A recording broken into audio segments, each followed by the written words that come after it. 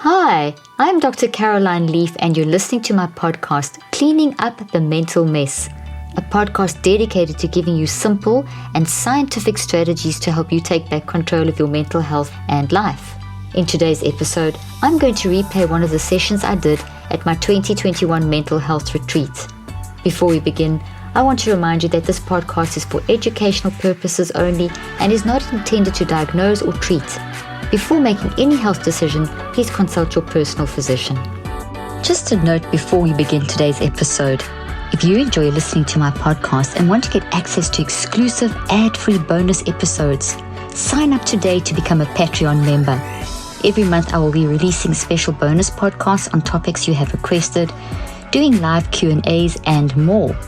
When you sign up today, you will get immediate access to 2 podcasts on topics I think are so important and pertinent: how to become less emotionally reactive, and how to capture and edit thoughts before they become harmful. You will also have access to exclusive digital downloads and become part of a special community. Sign up today at patreon.com/Dr. Caroline Leaf. The link will also be in the show notes. Good evening, everyone. Well, I think some of you have seen me on TV with my wife. I'm Big Mac. I've been married to the brain for 33 years. So who's been married for 33 years in the audience? Anybody here for 33 years? Stand up, sir, so I recognize you, and lady. And come and see me at the book table. I'd like to present a gift to you. 33 years? 34, yes. The Whitbys from Macon, Georgia. Yeah. So I've got a good memory. All right, well, first of all, my wife and I, Caroline and I, we thank God that you're here. Let's start with that. Because you're here to learn a lot of stuff this weekend. And it's not about you, it's about you in this world to help others. I've got to get used to this mask. No, on and off, yes. It's about you helping others. So that's why we've laid it out classroom style. So you're going to get a lot of sessions, a lot of practical application. We want you to leave here being able to a certain extent to help people. You'll see on your tables there's a QR code. We are planning a certified facilitator program launching next year. And for those that are interested, you can get onto the QR code to get more information and to sign up. And hopefully some of you will become our facilitators in the future. We had several in South Africa, and they did very good with all their clients in South Africa. And we're reintroducing some of those principles, but obviously more dealing with toxic thoughts, stress, depression, anxiety, all these scary terms that we hear. And we hope to demystify many of them tonight and over the course of the next 2 days. I have a few notes, so we're going to start at 5:15. Caroline will start talking. She's going to be speaking for an hour, then we're going to do half an hour of Q&A. So it's your chance to ask questions, and then afterwards we'll have christianmingle.com. So you can mingle with myself and Caroline. Just mingle. All right, so if you want to know more about the CME-CU certification, it's on your table there. In terms of your seating, you're all spread out, and I did ask some of the audience members earlier this evening whether you wanted to be in a long session, we rope it off for the VIPs, or you wanted the central session or the central positions. And it seemed to be that the central positions were preferred. Is that correct? Everybody, you're all happy with that?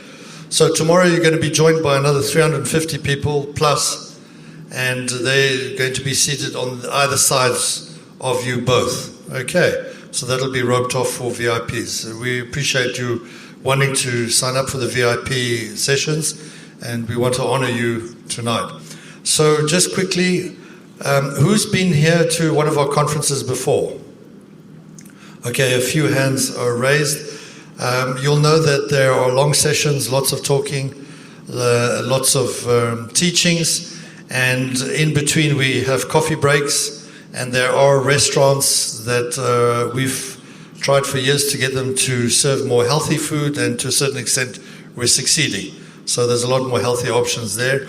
If anybody wants to know any other options around here, organic or farm to table, sustainable, non-GMO, we'd be happy to give them to you. In terms of parking, who of you have rooms here? Okay, so you can use your key to get in and out of the parking. Unfortunately, I couldn't get internet for all of you in this room. It's 20 Rand per, 20 Rand, I'll just come, $20 per person for internet. So if you want to sign up for that, I can arrange that for you if you want internet over here. In terms of the admissions, today's session is general admission, VIP. Session 2, I think you have the list. Has everybody got the list of all the different sessions? Okay. Sorry, I got lost there on email. Have you all got the list of all the sessions? Not. Go to yourconference.com, drleafconference.com, and you'll be able to get it on there. So, and on your emails as well that we sent you, but the schedule's on your emails. So you can see it on there. But we'll announce each one as well just before. Okay, and then CME, CEU people, are you here? Okay, did you get the details of how to sign in, log in? Okay, any questions, please feel free to ask me. I'll be at the book table in between the sessions to answer any questions on the books and so on. We seriously are going to try to keep to the times. This is very important, the conference times. So if they say XX, I'm going to be in the back there coercing you all to come in so that we can get keeping with the time schedule. A lot of you know me, I like to tell jokes, and I'm actually stumped because I went and looked up mental health jokes and I didn't like any of them. Because to me it's not a funny business. I know we're supposed to laugh in life and things like that, but we're going to get serious in this conference because we want to be able to teach you so that you can help others in this conference. But I still come back, gravitate, and I think many of you have not heard me, to my first and only joke that I really, really, really, really, really love, and it concerns this vet that took, there was a guy who brought this dog into the veterinary surgeon, and he said, something wrong with my dog, and the vet looked at the dog and said, that dog is dead. He says, how do you know? He says, well, I've been practicing for many years, that's a dead dog. He says, I want a second opinion. He says, okay, it's going to cost you $50. He says, I'll take it. So he whistles in the back, in comes the Doberman and sniffs on the Labrador, sniffs on the dog and walks out. And then he goes into the cupboard, picks up a cat from in the cupboard, puts it on top of the dog, picks up the cat, puts it back in the cupboard and says, that's a dead dog. He says, how do you know? So we just done a lab report and a CAT scan. That dog is dead. So I was trying to choose a neutral joke. Okay. Well, enough of me. I want to introduce you my beautiful wife and partner, business partner, friend. I was going to say lover, but I mean, I don't know if I can say that. all this, you mean they all know about that? Okay. So that's us, the Leafs, and hopefully you'll leaf with good expressions. Okay.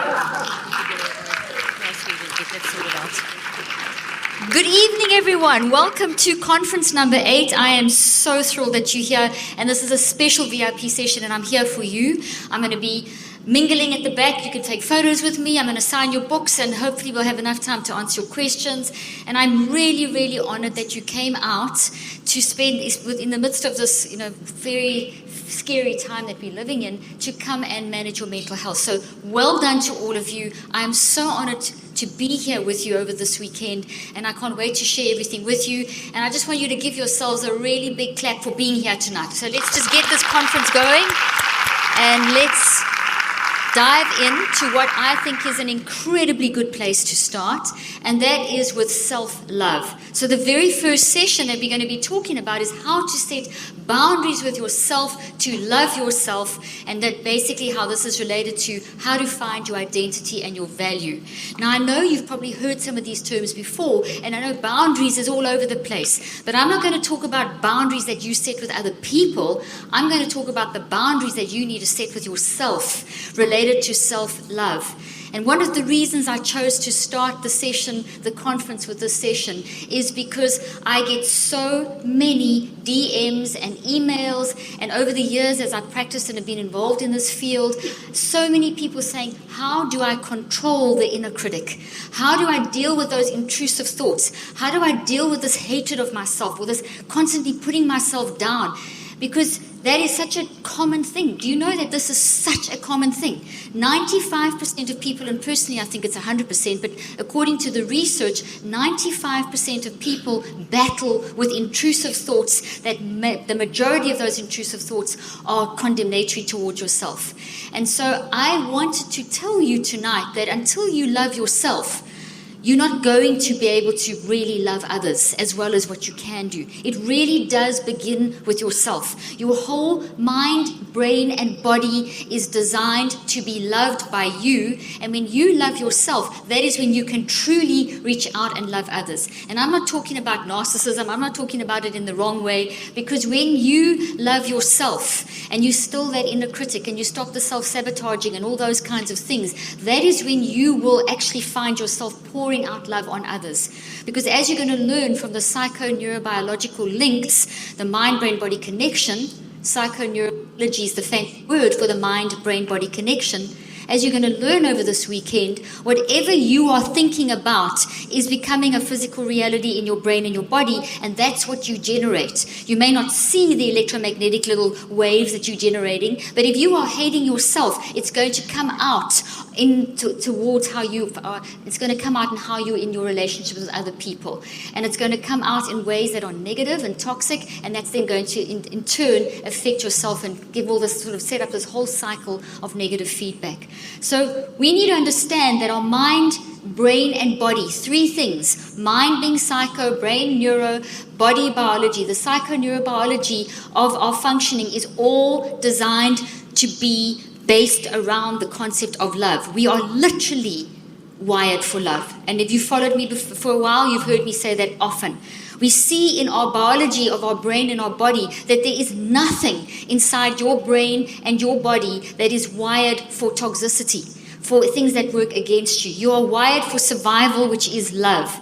So when we are mad at ourselves and hammering ourselves and self-sabotaging ourselves and doing all these things, we're going against the natural wiring of the brain and the body, and that then will create a toxic effect in the brain and the body, and it's with our mind that we're doing that, and that then will play out in our relationships and how we function in life. When you do what you love, like running, like racing, like enjoying the great outdoors, you want to do it for life. Insight Tracker can help. Insight Tracker was founded in 2009 by leading scientists in aging, genetics, and biometrics. Using their patented algorithm, Insight Tracker analyzes your body's data to provide you with a clear picture of what's going on inside of you and to offer you science-backed recommendations for positive diet and lifestyle changes. Then Insight Tracker tracks your progress every day, every step of the way towards reaching your performance goals and living a longer, healthier life. For a limited time, you can get 25% off the entire Insight Tracker store. Just go to insighttracker.com, Dr. Leaf. The link and details will be in the show notes. So let's dive into the detail, because why do we need to identify this toxicity we have towards ourselves, or this not having enough self-love? Because it's basically bound up in our identity. If you are satisfied or understand, not satisfied, that's the wrong word. If you understand your identity, if you know who you are, you then know that you have value. And when you have value, you will deal with yourself differently, because you will give yourself permission to make the messes in life that are inevitable. Every day we're going to be making messes. We've got to be able to tell ourselves it's okay to make a mess, because it really is okay to make a mess and manage that mess. But we can do that when we're in self-love, when we've set the right self-love boundaries, when we set the correct boundaries. But when we don't set the correct boundaries and we allow the inner critic to dominate, when we allow the lack of self-love to dominate, that then is going to damage how we're functioning. Okay, so it's related to identity. So what is identity? Okay, and I know you've heard this before a lot, but I'm going to tell you from a different angle. I'm going to give you the psychoneurobiological understanding of identity. Identity is actually the unique way that you think and feel and choose. Okay, so for a moment, let's hang around that concept.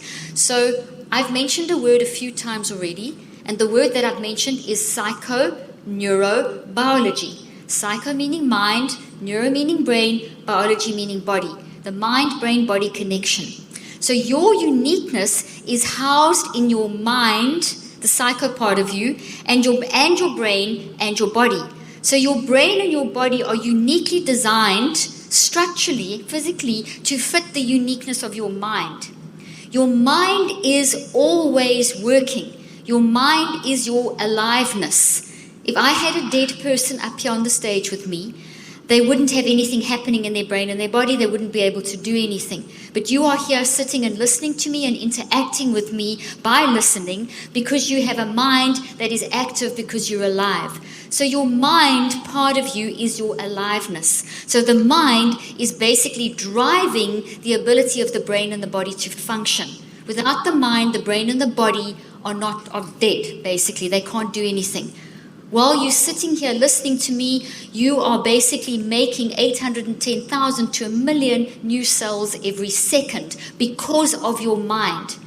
But you're doing that uniquely because each and every one of you is using your mind uniquely to actually build what I'm saying into your brain and body each in your own unique pattern. So none of you think and feel and choose in the same way. It's impossible. There is no one like you. The thoughts that you are building now as a result of the unique thinking, feeling, choosing action of your mind, no one has ever built before. So you're hearing the same message, but each and every one of you, and there's approximately 300 of you here tonight, each and every one of you is building a different shape of what I'm saying in your brain and in your body and in your mind.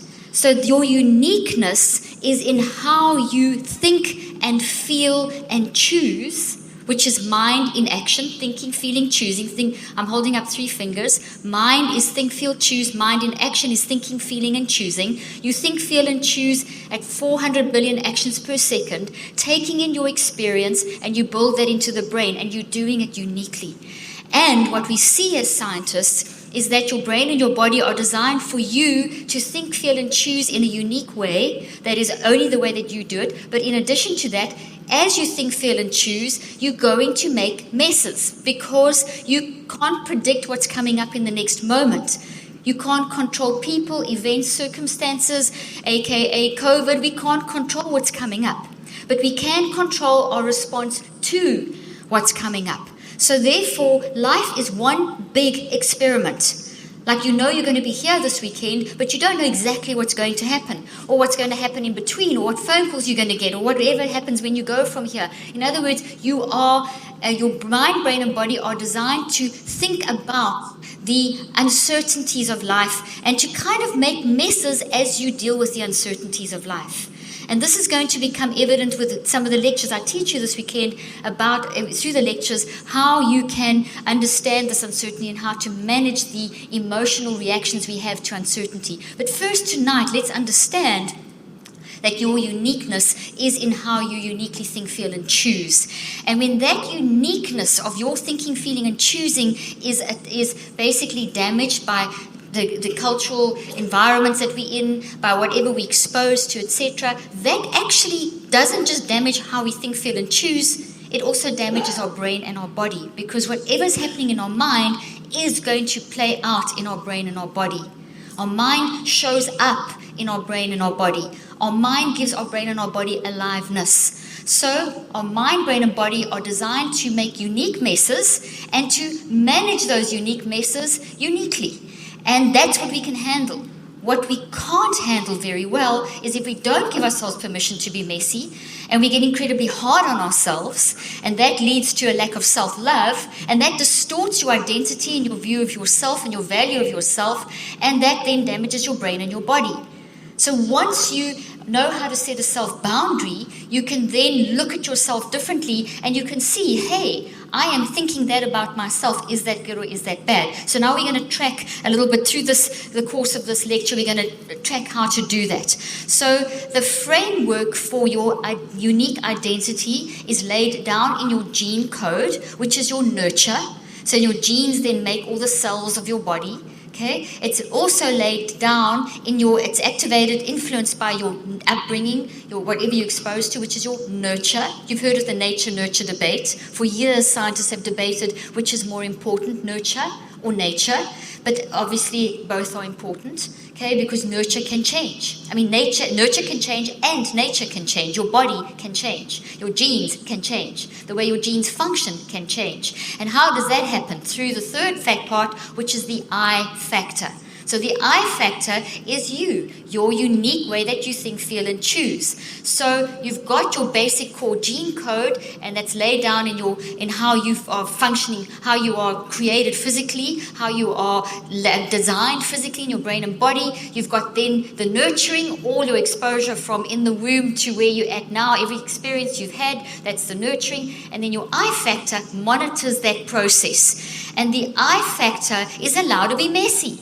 It's okay to be messy. The I factor is this unique mind thing, this uniqueness that is basically how we are processing and experiencing life. So this combination results in our unique worldview, beliefs, communication, and behavior. So what does identity look like? When we're operating in our identity that is then flowing with self-love, what does that look like?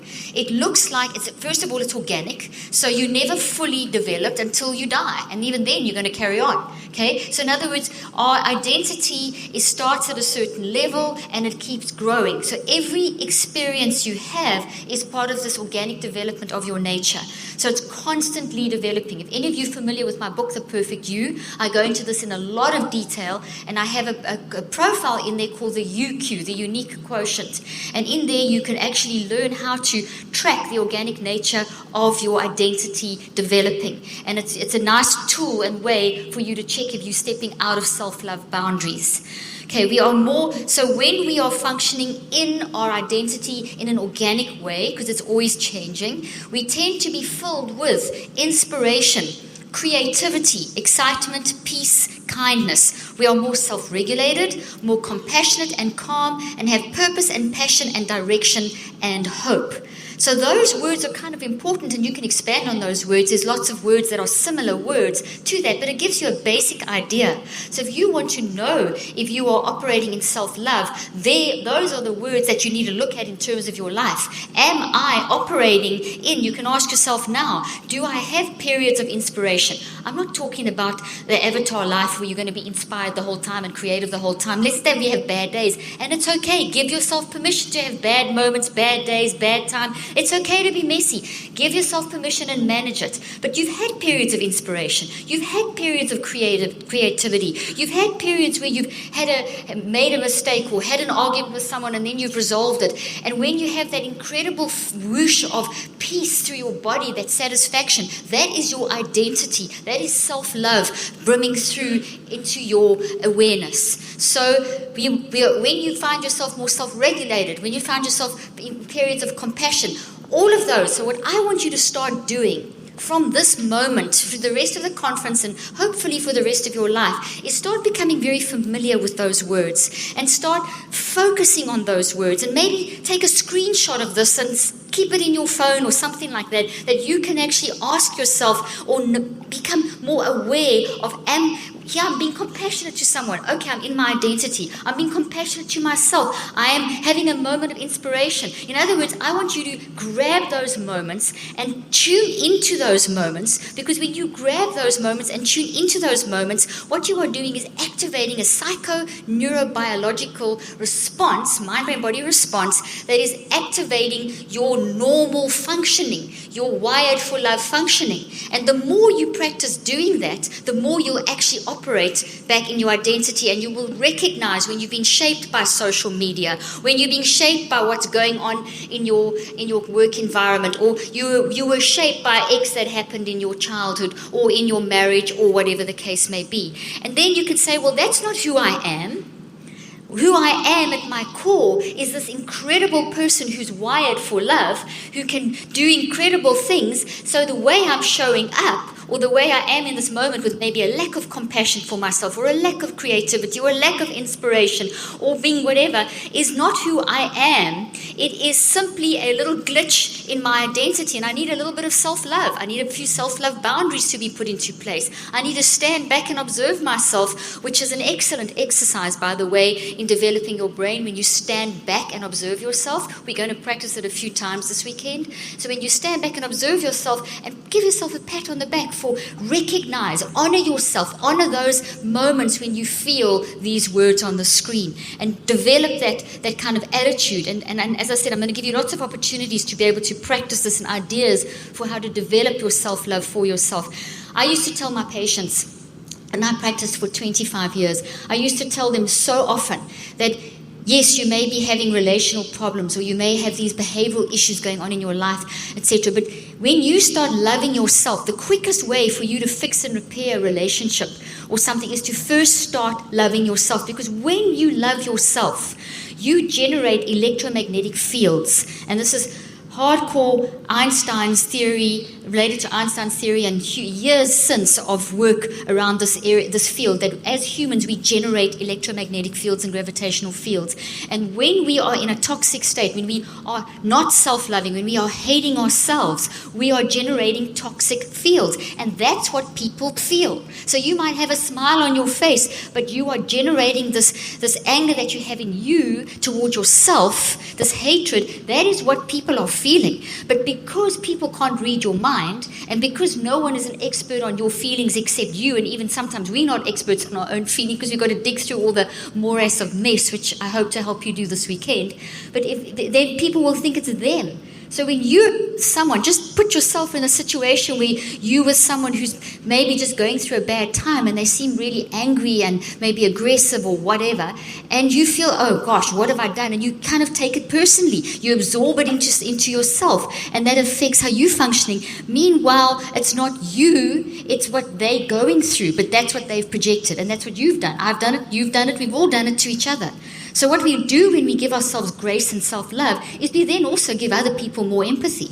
Because we realize, okay, well, if I am showing up in this way, because I've also been snappy or irritable or aggressive or passive-aggressive or whatever, and I did that not because it's who I am, it's because I'm going through something. There's a reason, always a reason for why there's a period of self-love or a moment of lack of self-love. Then you give yourself that grace, you will give others the same grace. And it's easier to give others grace than it is to give ourselves grace. But it starts with us learning to give ourselves grace. So we really need to focus in on this. So let's have a look at the next slide. What is an identity crisis then? An identity crisis is when we are being shaped by the world around us, by people's expectations, social media, cultural dictates, toxic relationships and influences. These are the causes of why we have this lack of self-love, because no one can shape you. Once back in South Africa, when I was working in the education system, which is part of the work that I did, 3 days a week I used to go into the really areas of South Africa that were so badly damaged by apartheid, and I would go and work in those areas, and I would teach teachers and work with students and teach them about all these principles I teach, as well as learning and so on. And one day I always used to start with identity and always teach that, and how to do a profile and how to help your students understand themselves. And as I was talking, one of these teachers stood up and said, Dr. Leaf, actually just stood up and interrupted me. Dr. Leaf, you do not know what you're talking about. So I kept quiet, thought, okay, let's see what's coming next. There is a student in my class who is so stupid and so difficult that there's no ways that they are wired for love, or that they have any kind of perfect identity, or whatever wording, the exact wording that he used. And for once, and I'm not easily dumbstruck, I have a lot to say always, and I was dumbstruck. I stood there and everyone went silent, and one of his colleagues stood up and said, Sir, that child in your class can do something that you can't do. And it is your responsibility to activate that in that child, or that child is in your hands.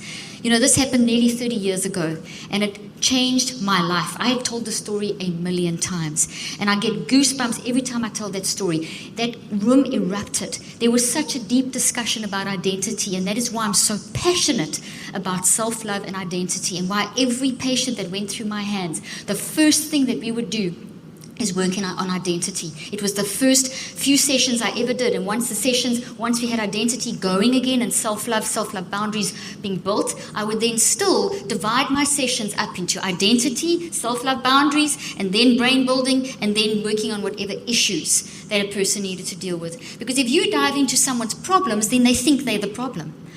And that's all that they are, that's their value, but that's not their value. How you show up in your life every moment of every day has a reason behind it. So if you're showing up with compassion for yourself, the reason behind it is because you have set a self-love boundary. If you're showing up with a lack of compassion for yourself, the reason for that is because now there is a lack of a self-love boundary. The compassion means you've got the boundary, the lack of compassion means you don't have the boundary. There's some identity crisis going on, some shaping that shouldn't have happened has happened to you. If you're showing up very angry and aggressive or passive aggressive or whatever the case may be, I released a podcast today on passive aggressiveness.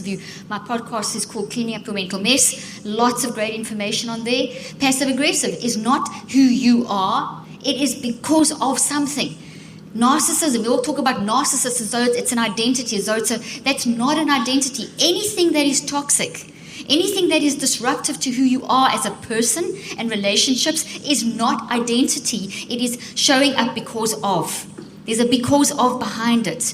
There's an attack on your value system, on who you are. There's a frustration in yourself that you couldn't live up to something. There's an experience somewhere, sometime, someplace, somehow that has disrupted your identity and your self-love. And the pain of lack of self-love affects how you then are interacting with other people. And I'm not making excuses for the pain that narcissism, that the emotion and the effect that narcissism has on people and in the environment. But narcissism, you can't be a narcissist. You can display narcissistic tendencies because of. We've got to be very careful how we label someone. Don't put someone in a box. If you speak that over someone, even if they're not in the same room, the quantum energy exists. That energy goes out. If you know someone and you're speaking about them and you're not in the same room and you're saying things about them, because of the nature of quantum physics and entanglement of the whole fact that we are all connected, and that's a whole quantum. I've got books where I've written about this, so I don't want to go into too much detail now, but we are entangled. It's called entanglement theory.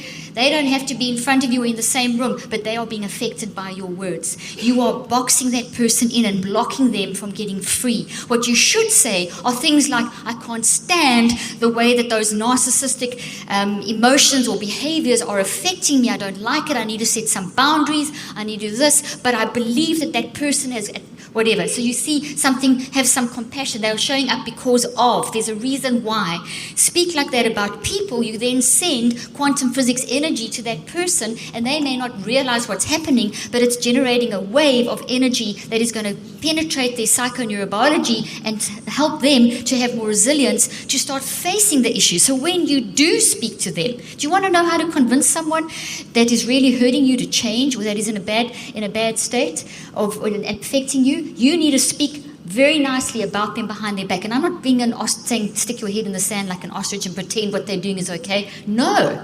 Acknowledge, but describe what's happening in a discussion with someone where you're not ripping them apart, where you say this and this and this and this is happening. This is how it's affecting us. This is not who they are. There must be a reason. Let's think of the good memories. Do you see what I'm saying?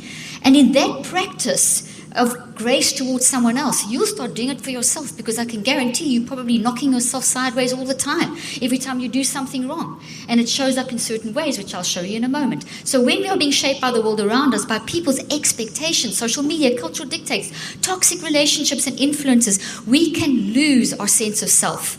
And that affects our psychoneurobiology. We're going to see how. And start feelings of bitterness, rage, anxiety, worry, self-pity, envy, pride, jealousy, cynicism, and a loss of hope. So if you've had any of those, which I'm sure we can all put up our hand, there's a lack of self-love that's starting somewhere, and there's a reason for that.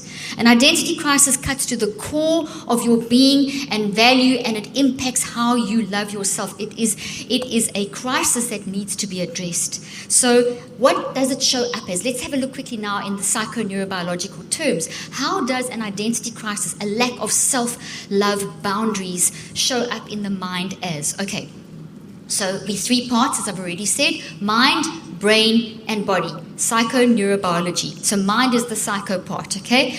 The mind has got three levels: the non-conscious, N-O-N, non-conscious mind, the conscious mind, and the subconscious mind.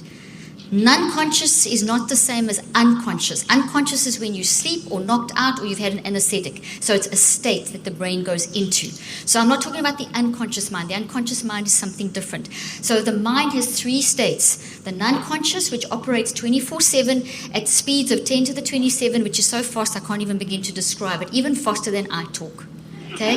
So then you have your conscious mind, which is awake when you're awake. The non-conscious mind, however, is awake 24/7. And the non-conscious mind, of which you'll be learning about through lots of examples over this weekend together, is always driving, never gets tired, constantly working, travels in beyond space and time, so it operates in like a time machine in the present, past, and future, and it's influencing what you are doing and saying in any one moment. Why? Because it stores every single experience that you've ever had from the point in the womb where you can start responding to the age that you're at now. So every experience, the good, the bad, and the ugly, are stored in the non-conscious mind as these gravitational fields, and in the brain as little thought trees, these things on the stage, but obviously not a tree, it looks like that, and in your body as a change in your cells. We will learn more about that as we're going along as well. So the non-conscious mind is a driving force, always active, never gets tired, works when you're sleeping. You can go 3 weeks without food, 3 days without water, 3 minutes without oxygen, but you cannot even go 3 seconds without your mind working. Your mind is that thinking, feeling, choosing. So the non-conscious mind is always going. Conscious mind only when you're awake. The subconscious is the bridge between the two. So right now as I'm talking, your conscious mind, subconscious mind, and non-conscious mind are all working at the same time. Your conscious mind is taking in what I'm saying and seeing, so all the electromagnetic light waves and sound waves, etc., etc. And so your conscious mind's taking that into the brain. So your mind takes it in to the brain, and your non-conscious mind is immediately triggered and activated to send up existing memories inside thought networks to help you understand what I'm saying. So as I'm talking, lots of different thoughts are popping into your mind every couple of seconds. Am I right? All of you, you're thinking about all kinds of things as I'm speaking, and that's completely normal. That is your non-conscious mind being activated by the incoming information and sending up thoughts that are already there through the subconscious, which is the bridge into your conscious mind. Now, the conscious mind needs to learn to tune in to the subconscious mind, which will then take you into the non-conscious mind. And when we do that, that is how we clean up the mental mess. That's how we get low self-love going. That's how we get anxiety and all these things under control. And that's how we manage the mess that I keep talking about. So our non-conscious mind is triggered by incoming information and existing networks. So any experience that you've had that's toxic from any stage of your life, early babyhood, early childhood, adolescence, whatever, yesterday, whatever, every toxic experience is stored as a gravitational field inside of your mind, a change in your brain as these trees and in your cells. So your mind's job, non-conscious mind's job, is to make sure that you get rid of those things, because they create a disruption in the energy patterns in the brain, which we'll see in a moment. And they're very disruptive to your survival. So you're allowed to make the mess, but your non-conscious mind then says, okay, this is the mess, now let's fix the mess. How does the non-conscious mind get your attention? By sending information through the subconscious into your conscious awareness. And so therefore, when we start tuning in to the subconscious, to the non-conscious, through the subconscious, we can start learning things about ourselves. So when it comes back to self-love and setting these boundaries, you're not going to know what boundary to set if you haven't actually listened to what you're saying to yourself. So you need to listen to what you're saying to yourself What are those intrusive thoughts going on in your head? Don't be scared of them. Embrace them, because they are messages. If you want to find out how much you love yourself, or if you have boundaries, or where your identity crisis is happening, you've got to listen to what the non-conscious is pushing through the subconscious into the conscious mind, just when you maybe are in a quiet moment, in the shower or going for a walk, and also in situations where you're being triggered. So your non-conscious mind is always working to help restore the balance, because those toxic, disruptive thoughts in the mind, brain, and body are disruptive to your survival. They're disruptive to the network. So you can't keep them for long. And you'll see why as well as we go through these lectures. So you've got to get rid of them. And how do you get rid of them? You've got to tune into them. So our non-conscious mind is telling us that. So if we ignore the messages of the non-conscious mind that is saying, hey, you've got this thing you're saying to yourself, but actually this is not part of who you are. If you don't listen to that flavor or that kind of message, all you're going to hear is, oh, I'm so stupid. Why did I do this again? It's always my fault. Look, it always happens to me. I can't believe I did this again. You see, those messages, if you just allow them to keep on going and going and going in a loop, they are going to basically override a lot of the healthy stuff that is already there, the true core of your nature. Whatever you spotlight on in your brain and mind and body will grow and get more energy. So we water it by just allowing it to happen. So every time you say these things to yourself, when you don't consciously control them and respond to them, they just get more vicious and more energy and bigger and create more damage and make you feel worse about yourself and attack your identity even more. So that's why you need a boundary. And the boundary is, hey, this is not the truth about me. At my core, I can do something that no one else can do. You contribute something to the world that no one else can bring to the table. I mean, you have a unique way of thinking. It's so unique that, do you know that there's no competition for you? No one can compete with you. You are absolutely phenomenal. The thought that you're building right now, no one has built before, as I already said, which produces your unique perception of the world, and that is the piece of the puzzle that only you bring to the table. When you have this kind of philosophy, then there's no need to be jealous or envious of anyone else, or to be shaped or influenced in a negative way by anyone else. What you will do is, instead of competition, you go into enhancement. And enhancement is like when two waves come under each other, the wave grows. There's a growth that happens. There's an enhancement. So if I look at you and what you're doing in your life, and I see that it's incredible, and I learn from that, and I celebrate that, I am building an enhancement pattern. I'm increasing my own brain, mind, and body resilience and health. And I am stilling that inner critic. I'm creating a self-boundary of love because I am not threatened by someone else. So if I'm threatened by someone else, that's a lack of self-love. You need a boundary. You need to say to yourself, hey, I can do something that no one else can do. I don't have to be threatened. What that person's doing is amazing. And that then encourages your intelligence to grow, because you can't do what they can do anyway. No matter how hard you try, you cannot do what they're doing in the same way. The way you may do similar stuff, but you're going to do it in your own unique way. So you may look on social media and see, oh, that person's doing the same kind of thing as I'm doing. No, they're not. It's totally different. So enhance them, be excited for them, and they may never know that, but they will feel it. It will enhance both of you. We need enhancement, not competition. We are destroying our self-love by trying to be like other people. We are so amazing that if we just came together with our amazingness, we would solve a lot of crises in the world. And I know that sounds so idealistic, but it is so true, because I will value each and every one of you, and I will value each and every one of your opinions, even if they differ from mine. We live in such a controversial world that as soon as someone says anything different to you, they're bad, they're evil, they're this, they're that. No, they're not. They are talking or thinking in that way because of what they've been exposed to. And if you sat down together and you shared without arguing, maybe you can learn something. Maybe you can tone each other's extreme positions down just by listening to each other. That builds self-love. That's a boundary. When you don't argue and force someone to believe what you believe in, you're setting a love self-boundary. A self-boundary of love, because it means that you're so confident in who you are that you're not threatened by someone else's differing opinion. You don't have this need to change them to be like you. Trying to change someone to believe what you believe is a lack of self-love. because you feel a lack of confidence in who you are. So you have to force people to think like you because that makes you feel better about you. Your value is then coming from the wrong source.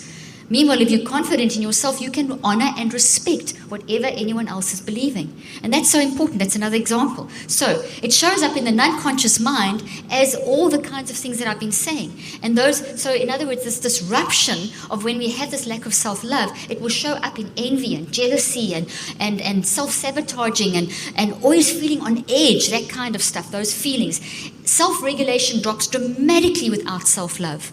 When you love yourself and your identity is operating, even though identity, as I've already said, grows, you are going to be self-regulated, which means you're going to snap at your husband like I did earlier on today because there was too many things going on, and Max said something and I got irritated with him. My self-regulation popped up because my identity is something I've been working on for years, and I immediately said, I'm sorry. That wasn't necessary. I didn't need to speak like that to you. And immediately so in other words, I called it, I self-regulated. I saw that that's not who I am. I spoke like that because I had a lot to do. And I didn't need to have a lot, I didn't need to do that. Do you see what I'm saying? Whereas I could have stayed without self-love and out of boundary, I would have carried on just being irritated or something. And it would have got worse and it could have led to an argument or something like that, which is not healthy. Self-regulation drops, which reduces our intuition. Guys, if you want to develop your intuition, which is where wisdom lies, you need a self-boundary. You need to love yourself. You need to value your identity. You need to believe in yourself because at the core of who you are is wisdom. Love is wisdom. Your whole Nobel Prize-winning scientists have shown literally that every single part of our brain and our body and the way that our gravitational fields operate is designed to help us function in a survival mode. It's for survival. That is why the immune system fights things like the COVID virus, because it threatens your survival. Toxic thoughts, toxic self-love, which looks like a toxic tree. These things are real in the brain. They're misfolded proteins. They are damage to the cytoskeleton of our cells. They are damages in the gravitational fields of our mind, and those threaten our survival. So our non-conscious mind is looking for those all the time. Your mind, brain, and body are working for you to tell you about that, to make you aware through your subconscious. So you've got to learn to tune in. This episode is brought to you by the Jordan Harbinger Show. Want a new podcast to look forward to each week? One that's entertaining, informative, packed with actionable content and great for your mental health? Of course you do. The average podcast listener has 6 shows in rotation, so you're most likely not just listening to my podcast, Cleaning Up the Mental Mess, and that's totally okay. As I always say, the more we learn, the healthier and happier our brain is, and our body and our mind. And I'd love to share podcasts to add to your learning list. The Jordan Harbinger Show, a top-shelf podcast named the Best of Apple in 2018. It's one of my all-time favorite shows, and I know you will love it too. Jordan dives into the minds of fascinating people, from athletes, authors, and scientists to mobsters, spies, and hostage negotiators. Harbinger has an undeniable talent for getting his guests to share never-been-heard-before stories and thought-provoking insights. Without fail, he pulls out tactical bits of wisdom in each episode, all with a noble cause to make you a more informed, critical thinker to better operate in today's world. My personal favorite episodes are his interview with Charles Duhigg on the secrets of being smarter, faster, better, which really got me excited for my own research on learning and mental health, and his interview with Laurie Santos on the practical lessons she has learned from the Happiness Lab, because let's face it, we all want to find easy and simple ways to practice being happier every day. You can't go wrong with adding the Jordan Harbinger Show to your rotation. It's incredibly interesting. There's never a dull show. Search for the Jordan Harbinger Show. That's HARB as in boy, IN as in Nancy, GER on Apple Podcasts, Spotify, or wherever you listen to podcasts.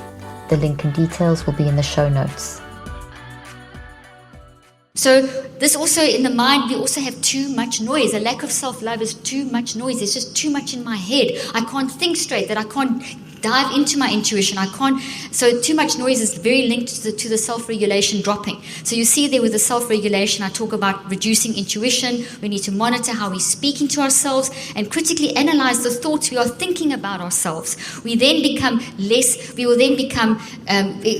If our self-regulation drops, we will be less kind to ourselves because you won't use intuition. You won't critically analyze the way you're speaking to yourself. You'll just allow yourself to speak ugly to yourself and speak ugly to other people. Because when you speak ugly to other people, trust me, it's because you are speaking ugly to yourself. or don't trust me, it's the science, or test it out, try it out yourself.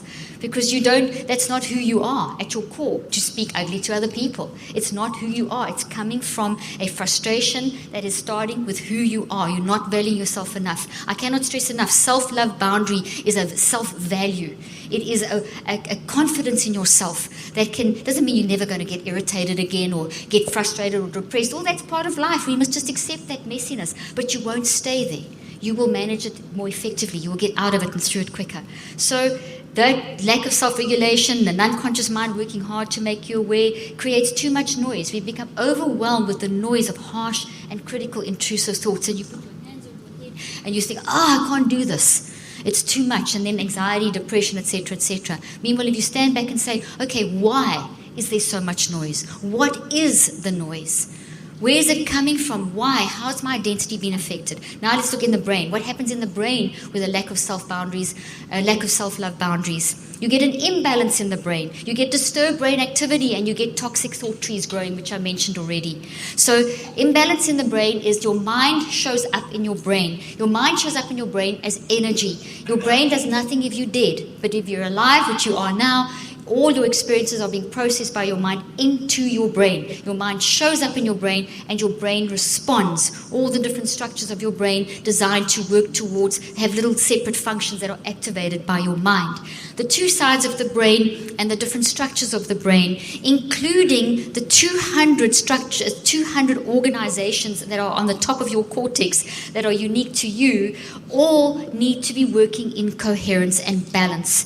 And the quickest way to throw your brain into a lack of coherence, to create chaotic energy between the two sides of the brain, which then disrupts the unique 200 different structures of your brain that help to express your uniqueness, express the uniqueness of who you are, gets disrupted. And so instead of that energy flowing beautifully, like the waves in the sea, if you think of a wave in the sea, you have your huge big waves that are deep out to sea, and then as you come in a bit closer, they're still big but not as big. They're like these sort of not as giant, the swells, and then you come up closer to the shore and they build into a wave, and there's a crest, and then it crashes on the beach, and then you get little waves, and then the whole thing gets sucked back in, and so the cycle repeats.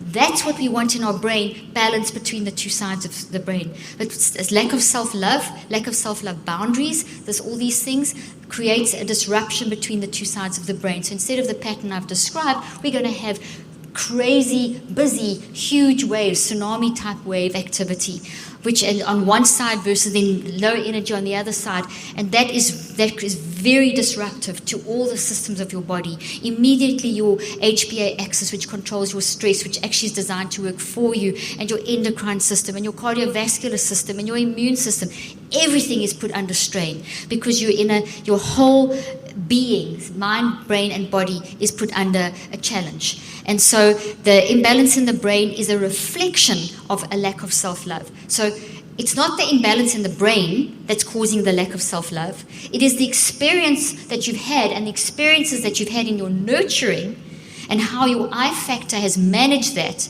That's the thing coming in. Your brain is simply responding.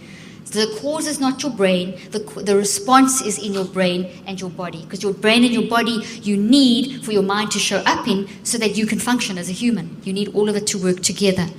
Disturbed brain activity is basically, so the first thing then is we get this lack of balance between the two sides. We always want balance, which is lack of coherence. The other thing is we have all these different waves in the brain flowing incorrectly. And I'll give you some examples there. So what we'll see in these lots, I'm just picking on a few, we will see low brain activity in the frontal lobe consistently. And I'm actually going to show you, I'll read it to you, then I'll show you an image of this. We have theta energy, which is another wave, which is, think of the waves that I just described. The biggest wave furthest out to sea we can call the delta wave. The one that as you come in closer, that's the theta wave. Then as you build up to the one that builds up with a crest, that's beta. The white crest on top of the wave is high beta. And then as it crashes on the beach, it's gamma. And then in between, as it's building up to that the high wave with the crest, that is alpha. Alpha is the connection between the big ones at the back and the ones crashing on the beach. Okay, and we want balance there. Now, what we see when there's a lack of self-love, we immediately see low activity of all of those. Instead of seeing that beautiful wave pattern that I've described, we see a flat line, close to a flat line, very low energy. And that means that there's low blood flow, low oxygen, which is not good. Okay, so we see a lack of self-love boundaries in our brain as these changes. Theta energy has, each does incredible things. And in my book, Cleaning Up Your Mental Mess, there's a chart of the different waves and what they do. And then I explain that as well in through the book. I give examples. So the theta wave is also known as a healing wave. So when we are in self-love, we activate a boost of theta energy, which then tends to go in and help calm down the rest of the crazy waves in the front. So there's an immediate reaction. But when we don't, when we increase the inner critic, etc., that theta wave goes flatline and can't do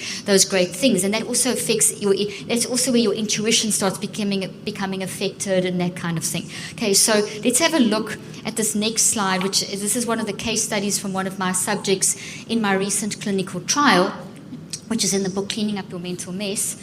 There we go. It's pictures up there. I was looking for a book and pictures up there. Sorry.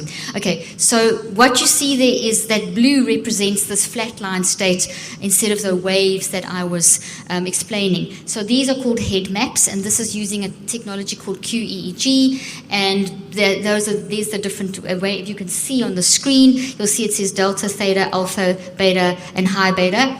And what I want you to look at there is this is the subject over time, and I'll be using this example throughout, so I'm just going to explain one part of it now, and that is that when the subject came into the clinical trial day one, the subject's identity was, I am depression. Now, you cannot be depression.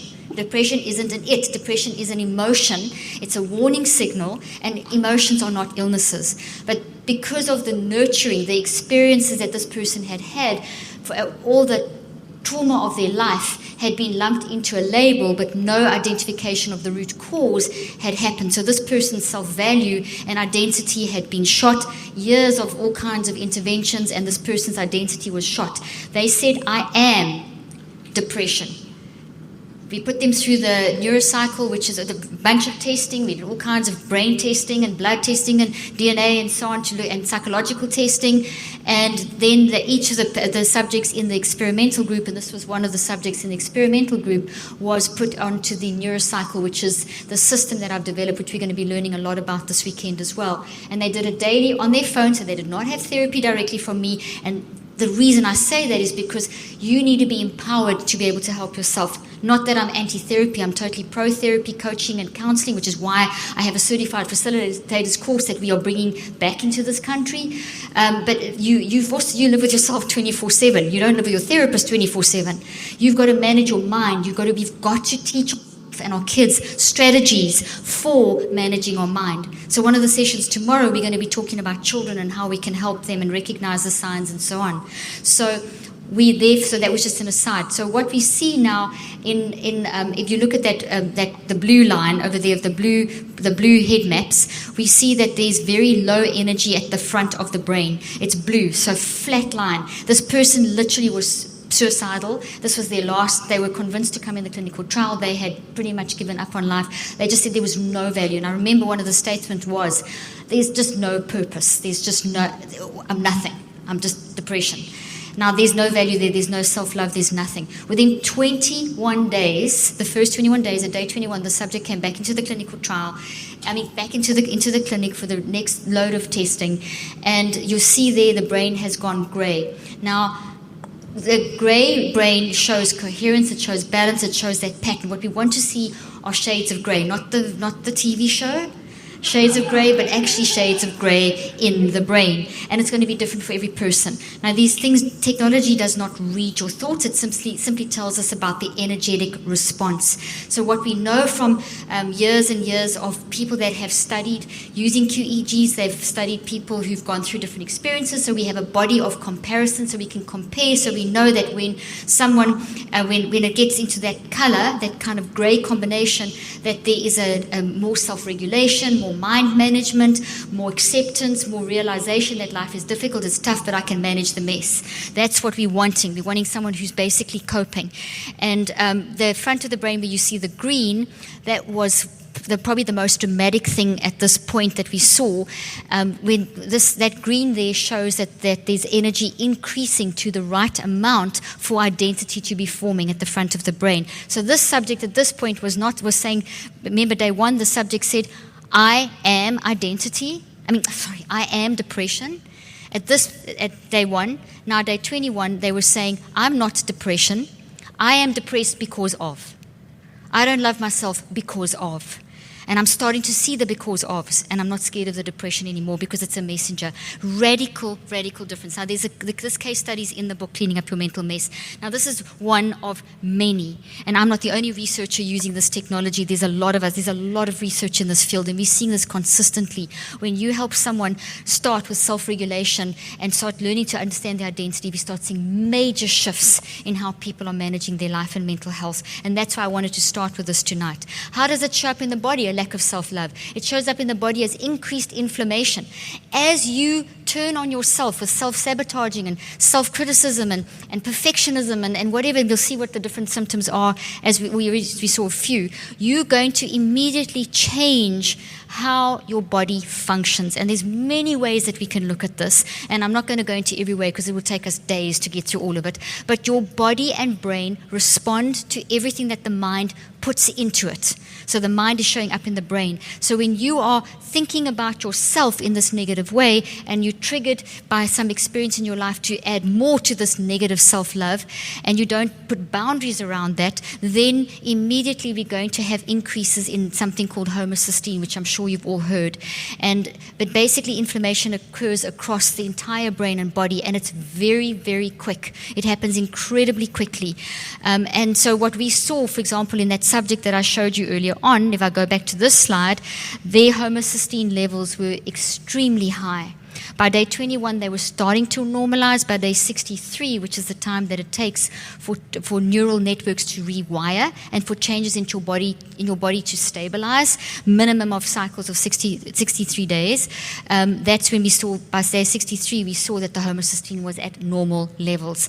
So then if we look at another one, there is a validation, a scale that I developed called the Leaf Mind Management Scale. I also write about it in the book. It's in the app, the Neurocycle app, where you can, it's a series of questions that have been scientifically researched and validated to check how you are self-regulating, how you're managing yourself, how you're able to stand back and observe yourself and catch those thoughts and so on. And so what we saw was that as this subject was learning to manage and self-regulate, so the LMM scores improved, and that was linked, significantly linked to the homocysteine levels dropping. So the more self-regulation, the more self-love, the lower the reduction in inflammation. Okay, so inflammation initially is not a bad thing. Inflammation is the body's response to protect you, but you don't want to keep inflammation there. So if you've been hating on yourself for a long time, there's going to be high levels of inflammation. Where there's inflammation that's gone on for too long, that's when the potential and vulnerability to disease steps in. Okay, so then the other thing we saw was the disturbed HPA axis. Your HPA axis is your hypothalamic pituitary axis, which is your stress axis. Stress is really good for you, but it's got to be managed. And there's a tipping point where it tips into stress working against you versus for you.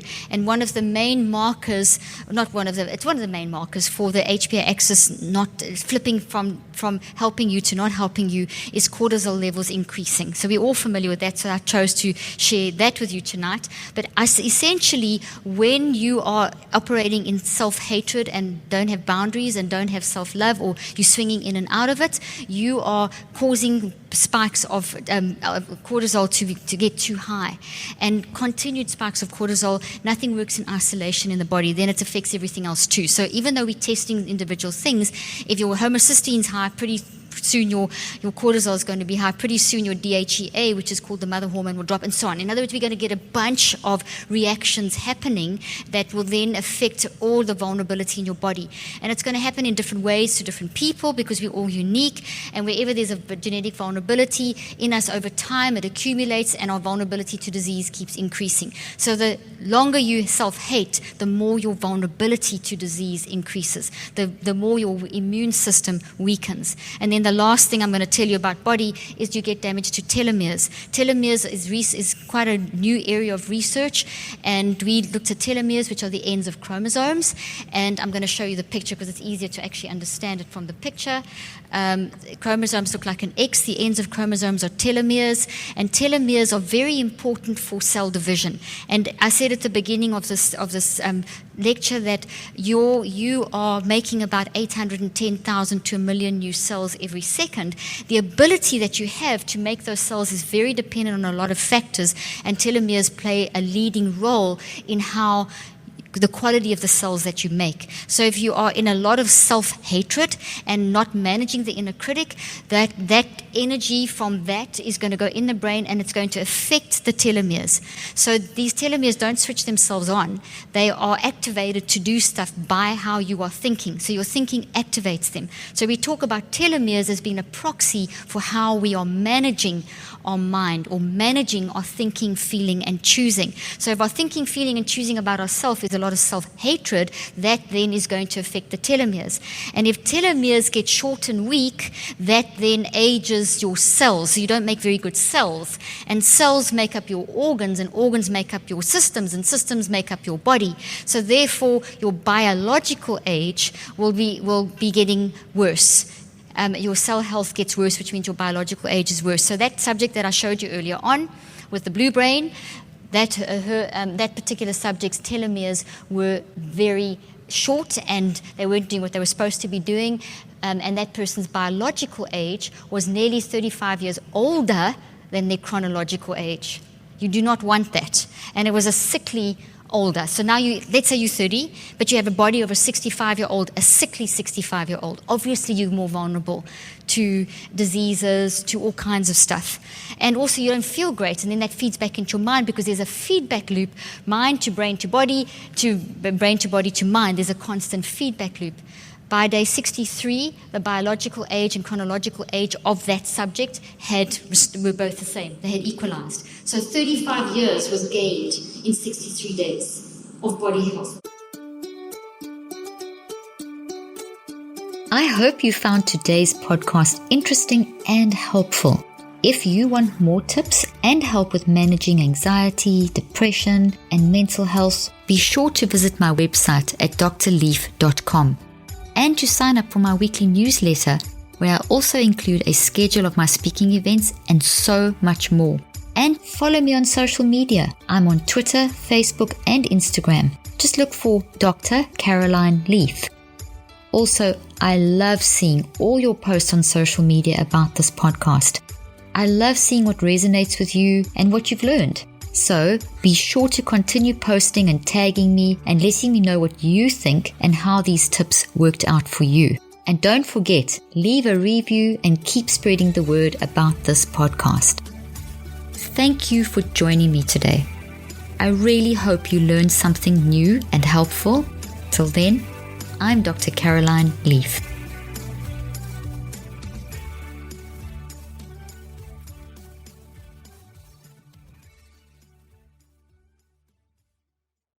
This podcast represents the opinions of myself and my guests. The content here should not be taken as medical advice. The content here is for educational and informational purposes only. Please consult your healthcare professional for any individual medical questions you may have. While we make every effort to ensure that the information we are sharing is accurate, we welcome any comments, suggestions, or corrections of errors.